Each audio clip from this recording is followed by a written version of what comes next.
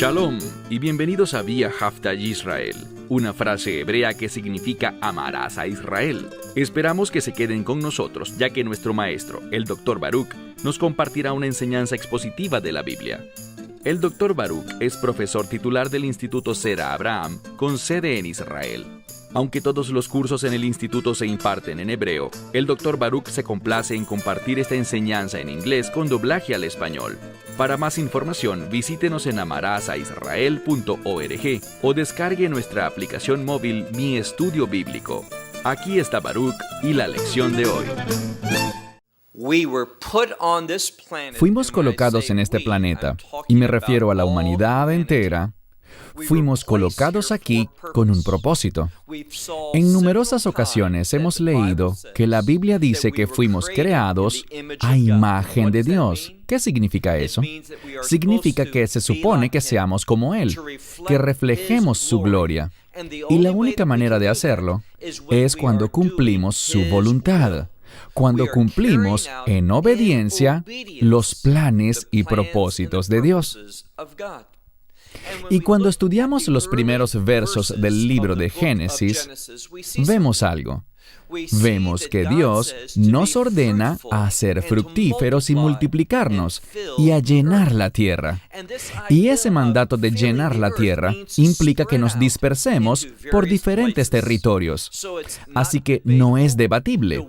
La voluntad de Dios para la humanidad es que nos dispersemos ampliamente sobre la faz de la tierra y que la poblemos toda. La pregunta es, ¿estamos interesados en cumplir la voluntad de Dios?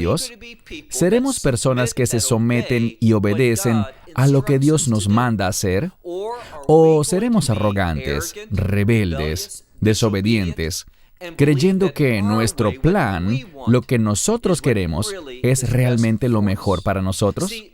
Verán, muchas personas viven de tal manera que desafían continuamente a Dios. Y una de las cosas que debemos preguntarnos a diario es lo siguiente. Esta decisión que estoy por tomar, si la tomo de esta forma, ¿desafiaría eso a Dios? ¿Estoy haciendo mi voluntad y rechazando su dirección, rechazando la guía del Espíritu Santo? ¿Me estoy sometiendo al Espíritu Santo o lo estoy afligiendo? Bien, hoy en nuestro estudio analizaremos un pasaje de la Escritura que deja muy en claro que las personas de las que hablaremos son rebeldes. Y aquí está la clave. Son rebeldes porque quieren exaltarse a sí mismos y no exaltar a Dios. Así que te pregunto, antes de abrir el texto y estudiar el pasaje de hoy, ¿tu vida realmente se enfoca en exaltar a Dios, glorificarlo a Él, interesarte en sus planes y propósitos? ¿O estás enfocado en hacer brillar tu propio nombre? Y quizás pienses, bueno, yo no estoy buscando ser famoso. Pero en ese pequeño mundo donde vives, quizás seas un estudiante de secundaria que pretende ser muy popular, o quizás seas alguien que en su oficio busca opacar a todos los demás, provocando que todos lo admiren a él o a ella. Quiero decir, ¿estamos operando en orgullo?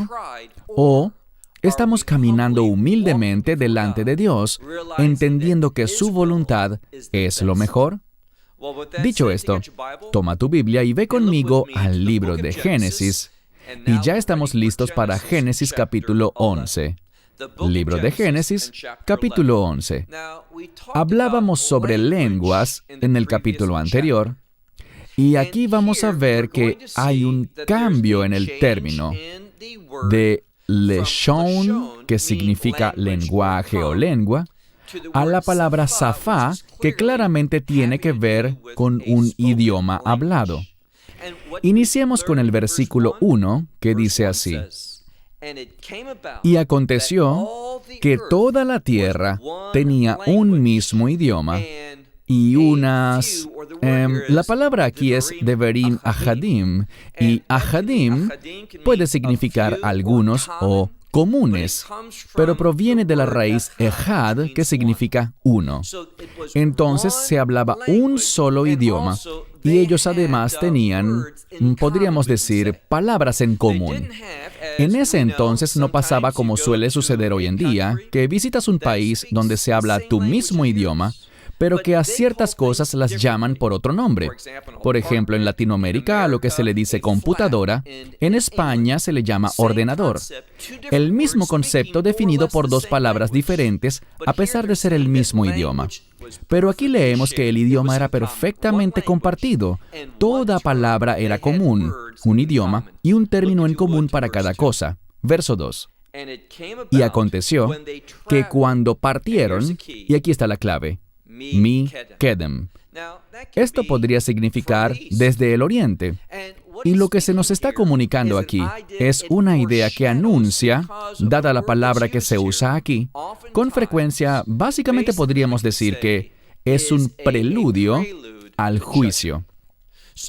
Cuando el término oriente se menciona, no siempre, pero con mucha frecuencia, tiene que ver con un juicio que viene, y ese ciertamente será el caso en el relato que leemos hoy. Piensen en un juicio porque el juicio en este pasaje está ciertamente en el horizonte. Mira de nuevo el verso 2. Y aconteció que cuando partieron desde el oriente, hallaron una Bicá. Ahora, una Bicá sería mejor traducida como un valle. Sé que algunas Biblias lo traducen como llanura, pero en hebreo la palabra para llanura sería mishur. Y aquí leemos Bicá y nos habla sobre un valle. Entonces hallaron un valle en la tierra de Shinar y habitaron allí. En otras palabras, hallaron un lugar, estaban extendiéndose, y eso es bueno, estaban expandiéndose a nuevas tierras, estableciéndose en lugares distintos, pero ahora, en este punto, decidieron detenerse. Encontraron una porción de territorio que les pareció adecuada a sus ojos para realizar grandes cosas. Miren, por favor, el verso 3. Y un hombre le dijo a su prójimo, hablaban entre sí, vengan y hagamos ladrillos y quemémoslos. La idea aquí es cocerlos con fuego, para que sean hechos ladrillos de piedra, y también la palabra aquí es Hamer, de la que obtenemos la palabra Homer en hebreo moderno, y esto aparece más adelante. La mejor forma de entenderla es que contenía una sustancia que se usaba como material de construcción, comúnmente traducida como mortero, betún, asfalto o mezcla. Estaban fabricando ladrillos y mortero con el fin de construir algo, y tenían en mente edificar algo específico. Así que de nuevo, verso 3. Y un hombre le dijo a su prójimo, vengan, hagamos ladrillos y cozámoslos con fuego, para que sean fabricados ladrillos de piedra y una sustancia que sirva para ellos como mezcla. Y dijeron, construyamos, y aquí está la clave. Leemos, construyamos la anud para nosotros. Ahora, esta palabra es enfática en el texto. Veremos que se repite en distintos lugares más adelante. Y el énfasis no está en la construcción per se, sino en que estamos construyendo esto para nosotros. Ellos no están pensando en Dios, ni en hacer su voluntad, ni en ser obedientes. Ellos están haciendo lo que consideran que es lo mejor para ellos. Quieren cumplir algo, y de nuevo, no tiene nada que ver con lo que ha dicho Dios. Así que de nuevo dijeron, hagamos para nosotros o construyamos para nosotros una ciudad. Y no solo una ciudad, sino una torre cuya cúspide llegue hasta los cielos. Lo que están haciendo es tratar de exaltarse a sí mismos hasta los cielos. Eso es lo que la Escritura busca comunicar. Ellos buscan edificar para sí mismos algo que no sigue una orientación celestial, sino que antes pretende convertirse en rival de lo celestial. Es decir, pretenden enfrentarse a Dios. A ellos no les interesa glorificarle, darle alabanza, aclamarle, exaltar su nombre. No, ellos quieren hacer algo diferente. ¿Qué será? Bien, dice que el plan es que la torre y su cúspide alcance los cielos. Y hagamos, lo vemos por segunda vez, hagamos para nosotros, aquí está, un nombre. Esta palabra nombre implica una reputación. Ellos quieren formarse para sí mismos una reputación que ascienda todo el camino hasta los cielos. Y la clave es esta. Ellos piensan, Dios está aquí en los cielos. Queremos llegar hasta el mismo lugar. No para adorarle, no para ser capaces de estar en su presencia, sino para ser sus rivales. Ellos quieren hacerse a sí mismos semejantes a Dios. Su intención no era reflejar su gloria, ser semejantes a Él en carácter, compartiendo el mismo razonamiento ético, viviendo de una manera moralmente íntegra. Ese no era su interés. Ellos querían enfrentarse a Dios y convertirse en dioses en sí mismos. Entonces, hagamos para nosotros un nombre, y aquí está la clave. Les he hablado antes sobre lo que es la hermenéutica. La hermenéutica es la teoría y metodología para interpretar la Biblia. Lo que aprendemos es lo siguiente. Con frecuencia, vemos frases con las que entramos en contacto y dentro de su contexto, nos brindan una forma para interpretar la Escritura con la que podemos ser completamente precisos en cuanto a lo que creemos que dice el texto. Les estoy insistiendo en que el énfasis aquí está en el término para nosotros. Hagamos una ciudad para nosotros. Queremos alcanzar los cielos. Queremos hacer para nosotros un nombre. ¿No estamos seguros que su motivación va en contra de los propósitos de Dios? Bien, cuando sigamos leyendo la parte final del verso 4, no quedará espacio para la duda porque dice, no sea que nosotros seamos esparcidos por la faz de la tierra. Pero aguarda un segundo. Dios les había dicho que hicieran justo eso, que fuesen y poblasen la tierra. Lo vemos en el capítulo anterior, esa orden de esparcirse por diferentes lugares. Esa era la voluntad de Dios para ellos. Pero ahora ellos responden, no queremos hacer eso. Queremos hacer para nosotros un nombre. Es decir, determinaremos quiénes somos, cómo nos comportamos y qué hacemos. Es nuestra decisión. Y al mirar, hemos tomado una decisión, que este valle en la tierra de Shinar es buena para nosotros. Queremos establecernos aquí. No queremos poblar la tierra, queremos hacer algo grandioso aquí y queremos que ascienda a lo más alto de los cielos. En otras palabras, ellos buscan establecer un reino, no someterse al reino de Dios, sino en cambio, crear su propio reino. En conclusión dijeron, no queremos obedecer a Dios, no queremos esparcirnos por la faz de la tierra, queremos quedarnos justo aquí, donde podemos hacer cosas grandiosas para glorificarnos a nosotros mismos. Verso 5. Ahora veremos la opinión de Dios sobre lo que ellos hacían. Verso 5. Y el Señor descendió para ver la ciudad y la torre que construían los hijos de los hombres. Dios no tenía que descender para saber lo que pasaba, ni para verlo. Dios lo puede ver todo. Él lo sabe todo. Él no tiene que moverse. Él está en todo lugar. Pero lo que esto nos comunica es lo siguiente. Dios, al descender, nos está mostrando que está prestando atención. Y el hecho de echar un vistazo más de cerca es para que nosotros lo entendamos, para que podamos comprender que esto era muy importante para Dios. Él le prestaba atención a lo que pasaba y era algo desagradable ante Él. Verso 5. Y el Señor descendió para ver la ciudad y la torre que los hijos de los hombres construían. Verso 6. Y el Señor dijo, he aquí un pueblo. Bien, de nuevo, hablando sobre hermenéutica, la metodología para interpretar la Escritura, esta idea de unidad es algo bueno.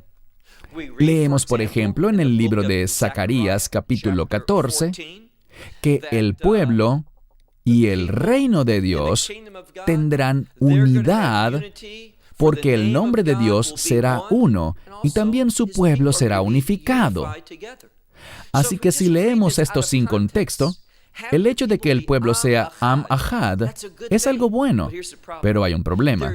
Es bueno que estén unidos, pero el problema es que están unidos en su propio deseo de autoexaltación, en vez de exaltar a Dios. Están unidos en lo incorrecto en vez de lo correcto. Esto es lo que veremos. Dios siempre, anota eso, Dios siempre se mostrará a sí mismo como un Dios fiel. Dentro de algunos días viajaré por Rumania y allá enseñaré sobre un pasaje de la Escritura que habla sobre el peregrinar de los hijos de Israel en el desierto. Sabemos que estuvieron allí por 40 años. ¿Y qué nos revela el salmista? Bien, David escribe, ustedes me probaron en esos 40 años. Ahora, ellos tentaron a Dios, lo pusieron a prueba. ¿Cómo lo podemos entender? Bueno, nosotros no deberíamos probar a Dios. Ese es un acto de rebeldía. Pero a lo que se refiere el texto es a lo siguiente.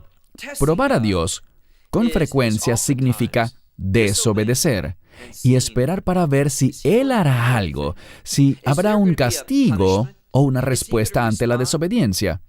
Es retar a Dios y no deberíamos hacer eso. Pero en otro sentido, hay un aspecto bueno en esto.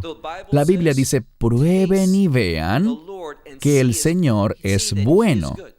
Entonces probamos a Dios porque cuando caminamos en obediencia, deberíamos esperar la bendición de Dios. Deberíamos creer que su aprobación estará sobre aquellos que caminan en su carácter, haciendo su voluntad, manifestando su gloria. Así que Dios se manifestará a sí mismo allí. Cuando le obedecemos, habrá un buen resultado. Cuando le desobedecemos, Dios se mostrará como siempre fiel y traerá su juicio. Eso es exactamente lo que hará aquí. Verso 6, una vez más. Y el Señor dijo, he aquí el pueblo es uno, y todos ellos tienen un mismo idioma. Y esto es lo que han empezado a hacer. Esto casi suena en un tono como de sorpresa, pero insisto, esto es para el lector. Nada sorprende a Dios. Pero lo que intenta comunicarnos es que pareciera que Dios estuviese impactado, pues luego de todo lo que les ha enseñado hasta este punto, luego de mostrarles su fidelidad, su amor, compasión y misericordia, aún así se rebelan en su contra. Ellos deberían saber, al igual que tú y yo, que no hay beneficio alguno por rebelarse contra Dios. Dios se acercará a ti cuando estás en desobediencia y Él actuará para impedir aquello en lo que te has involucrado, tus propósitos y deseos de exaltarte a ti mismo. Y aquí está la clave. No sé quién seas, pero sé que estarás haciendo continuamente una de dos cosas. O bien tus acciones exaltarán a Dios, o tus acciones te exaltarán a ti mismo. No hay posición neutral en este asunto. Es lo uno o lo otro. Y puedo asegurarte, tengo 100% la certeza en lo que estoy a punto de decirte, que cuando tú te dispones a exaltarte a ti mismo, acabarás experimentando una experiencia muy frustrante. Incluso si logras alcanzar la meta de lo que intentas hacer y logras completamente el éxito, eso no te dará verdadera satisfacción. No te sentirás agradado. No producirá en ti lo que tú esperabas que eso produjera. Te sentirás frustrado, desanimado y abatido, porque habrás invertido tanto de tu tiempo y esfuerzo, todo lo que eres, hasta alcanzarlo, pero al final sentirás un gran vacío.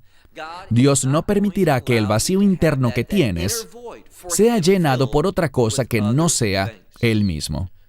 Entonces dice a mitad del verso 6, el pueblo es uno, tienen un idioma en común, y luego vemos un artículo definitivo junto a un verbo, lo que lo convierte en un participio.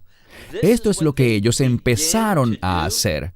Y ahora, lo yivaser meham. Con respecto a la palabra yivaser, Hay un término que viene de la misma raíz, mibzar. Mibzar es como una fortaleza, un baluarte, una ciudadela, un lugar que es muy difícil de penetrar. Aquí está usando esta misma raíz que habla de algo que es difícil y dice que si ellos tienen ese potencial, están unidos, tienen un lenguaje en común y todos los recursos que Él les ha provisto, dice, tienen un potencial muy grande. Pero aquí está el problema. Están usando ese potencial de manera inadecuada. Están malversando los recursos de Dios que Él quiere que sean usados para su reino, para exaltarlo a Él. ¿Pero qué han hecho? Los están usando para exaltarse a sí mismos. Entonces Dios dice, si esto es lo que están haciendo con su potencial, nada será demasiado difícil para ellos. Todo lo que ellos, y vemos un término para iniciativa, todo lo que ellos se propongan como iniciativa, serán capaces de hacer. Final del verso 6. Dios no permitirá eso. Él frustrará sus propósitos y sus planes. Y por esto vemos en el verso 7, dice, vengan, descendamos, probablemente hablando con ángeles, con el ejército celestial. Dice, vengan, descendamos y confundamos entre ellos su lenguaje para que ellos no,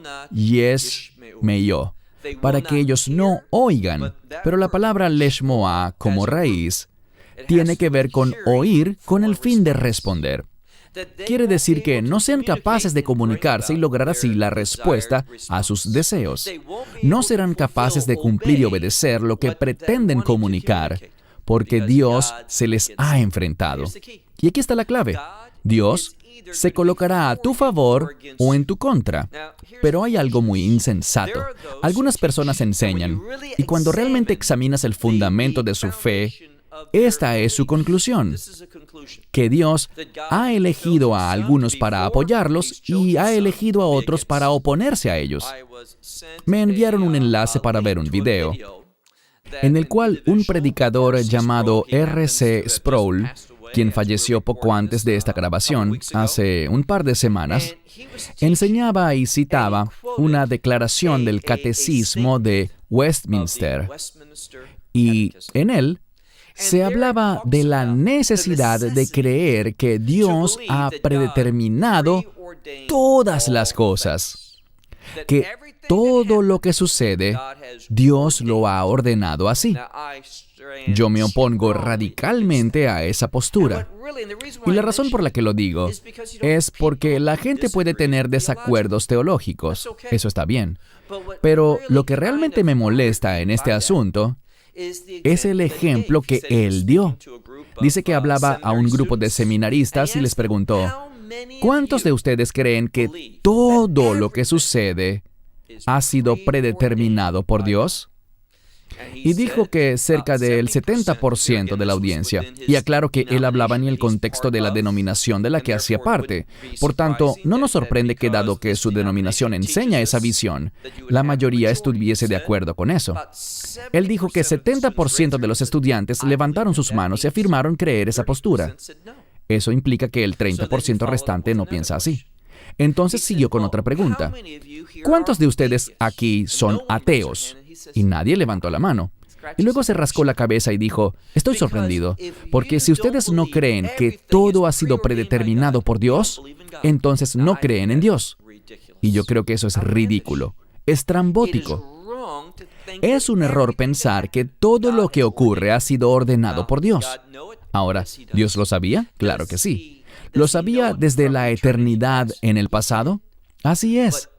Pero, como he dicho muchas veces, solo porque Dios sepa algo, no quiere decir que Él lo cause o lo ordene. Ahora, estas cosas que están fuera de la voluntad de Dios, ¿han frustrado sus propósitos? No, claro que no. Pero aquel que actúa en desobediencia, esa persona no obtendrá bendiciones por su comportamiento. Lo que descubrimos aquí es que Dios está diciendo que Él no les ordenó hacer eso. Tampoco se sorprendió. Él siempre supo lo que harían, pero habrá una consecuencia por su conducta. Dice una vez más en el verso 7, hablando, en mi opinión, al ejército celestial, dice, vengan, descendamos y confundamos su idioma, de modo que, Asher lo yishmeud, de modo que no oigan un hombre el idioma de su prójimo. Instantáneamente lo que Dios hará es causar que donde antes había comunicación perfecta, ahora no haya entendimiento. ¿Qué hará Dios? Sigue leyendo. Dice, y el Señor los expulsó de ese lugar sobre la faz de la tierra. Y este hecho, que Él provocara que se dispersaran, es significativo porque, ¿qué pasó? Bien, como hemos visto, Dios ha confundido su idioma y debido a que ya no se entienden unos con otros, la unidad se rompió. ¿Y qué hicieron? Se dispersaron. Ahora, ¿qué quería Dios que ellos hicieran? Bien, Dios quería que se dispersaran. Hay personas que dicen, ¿ves? Esta desobediencia fue usada por Dios para sus propósitos. Pero aquí está el problema. Dios nunca jamás es el autor de la desobediencia. La Biblia dice que Dios no es tentado por el pecado, ni tampoco tienta a nadie con el pecado. Dios nunca pone esa carnada de desobediencia delante de nosotros, diciendo, necesito que desobedezcan, porque solo si me desobedecen podré cumplir mis planes. Los planes de Dios nunca jamás requieren de la desobediencia. Pero la desobediencia tampoco es capaz de frustrar sus planes. Les diré lo que pasa. Aquel que desobedece cosechará el juicio de Dios en vez de las bendiciones de su voluntad. Así que, en este ejemplo, Dios dice, oigan, quiero que se dispersen por la faz de la tierra, que llenen la tierra. Pero ellos dicen, no queremos hacer eso, queremos exaltarnos a nosotros mismos. Dios viene y al final los expulsa y dispersa por la faz de la tierra. Y ellos dejaron de edificar la ciudad. Dice, Vayak, Delu, Lifnot, Jair. Ellos cesaron de edificar o de construir la ciudad. Por tanto, llamó su nombre Babel, porque allí el Señor confundió, y es un juego de palabras, Babel y Balal. Dice que llamó a ese lugar Babel porque allí Él confundió, el Señor confundió los idiomas de toda la tierra. Y desde allí, ellos se dispersaron. El Señor los esparció sobre la faz de toda la tierra. Entonces Dios, sus planes y propósitos no serán frustrados. Y esta gente terminó haciendo lo que Dios les había ordenado hacer, que se esparcieran.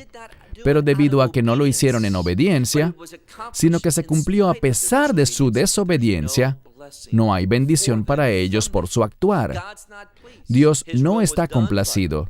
Su voluntad se cumplió, pero ellos no serán bendecidos por su desobediencia. Ahora avancemos, por favor, al verso 10. En el verso 10, volvemos a ver una especie de genealogía. Continuamos con eso. Y ya hemos visto que en el capítulo anterior se habló de los 3 hijos de Noé. Y ahora vemos hablar más específicamente sobre uno de sus hijos, y me refiero al primogénito, Shem o Sem. Y sobre Sem, sabemos que, como se dijo antes, él es el padre de Eber. ¿Por qué es importante? Porque Eber es el patriarca de los Ivrits, es decir, de los hebreos, descendientes de Ivrim. Así que esto será algo significativo. Esta familia de Eber, quien desciende de Sem. ¿Por qué lo digo? Verso 10. Y estas son las genealogías o generaciones o linajes de Sem. Sem tenía 100 años de edad cuando engendró a Arfaxad. 2 años después del diluvio. Muy específico. Arfaxad nació 2 años después del diluvio y él era el hijo de Sem. Pasemos ahora al verso 11.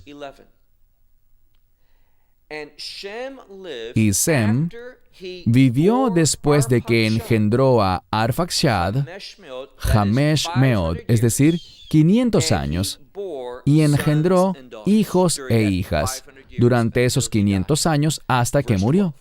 Verso 12. Antes de leer este verso, mencionamos algo importante en el estudio anterior. Les señalé que existe una diferencia entre el texto masorético que estamos leyendo hoy, el cual es el manuscrito, digamos, el texto oficial para el judaísmo hoy en día.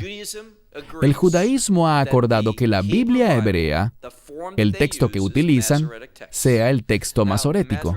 Debo reiterar que el texto masorético fue compilado en Tiberia o Tiberias, en el siglo VIII después de Cristo. Así que, grosso modo, y estoy redondeando, hace unos 1200 años atrás. Pero descubrimos que fueron hallados unos textos conocidos como los rollos del Mar Muerto hace unos 70 años atrás, y ellos contienen manuscritos unos 800 años más antiguos. Y si comparas el texto masorético con los rollos del Mar Muerto, encontrarás una grandiosa, pero grandiosa similitud. Pero hay unas pocas diferencias y la mayoría se atribuye simplemente al error humano, errores de los escribas. Y uno de estos errores es que el texto masorético ignora a una persona, a una generación. Hablamos sobre él, Cainán. Dice aquí en el texto, mira el verso 12, y Arfaxad vivió 35 años y él engendró a Shalach o Sala. El problema es que los rollos del Mar Muerto dicen que Arfaxad vivió 135 años y entonces él engendró a un varón llamado Cainán.